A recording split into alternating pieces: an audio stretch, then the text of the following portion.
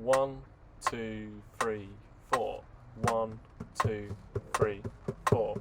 1, 2.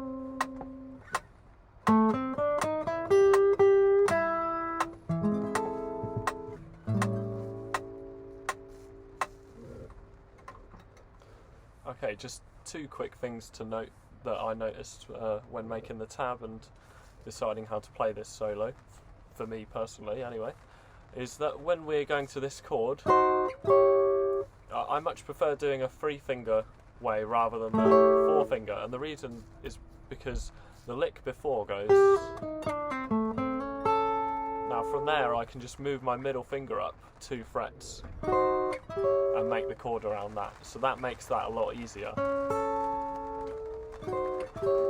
Gives you that anchor point, and you could even slide it or do anything. So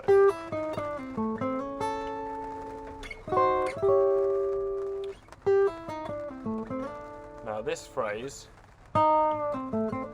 is quite cool to bend the string, and then going forward we've got this, and that goes straight into the next phrase there, the way that we've organised the solo. So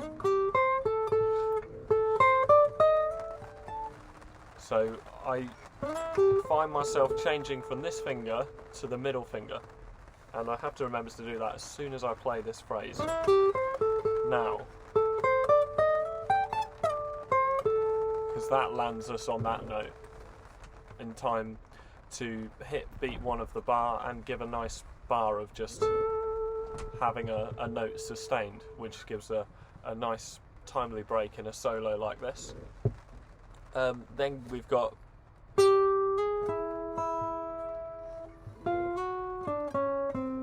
so my thinking there is just, I kind of see these shapes appear in my head on the fretboard, so I'm following that idea,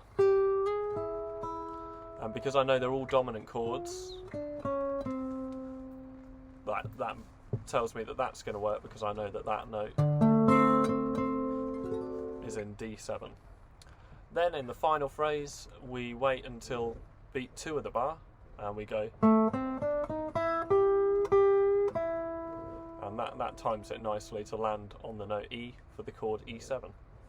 And we got this chord, and I had to figure out what it's called to put the chord diagram on the tab, and if I compare it to a regular E major, we're sharpening the 5th, and we're also sharpening this note up here. Now, to find out what that's called, I play the major scale from E. 1, 2, 3, 4, 5, 6, 7, 8, 9, 10, 11. So I've decided to call it E sharp 5 add 11. Another name for sharp 5 is augmented. That can be used, but I just chose to specify it. Okay, so that's a few notes on the solo. The last thing is I finished on, which is a way of playing A7, where I've got open A and these notes. That, as you said today, you're starting to notice that you're seeing portions from the chord, and that's exactly the thought behind this chord here. I could even lift my middle finger off and just have these 2 notes, because they're the most important notes in A7. The flat 7 down from the root note there, and the 3rd, because they're the notes that really define it, whereas the root and the 5th are common throughout many chords. Those notes are what we call the defining notes, the third and the seventh.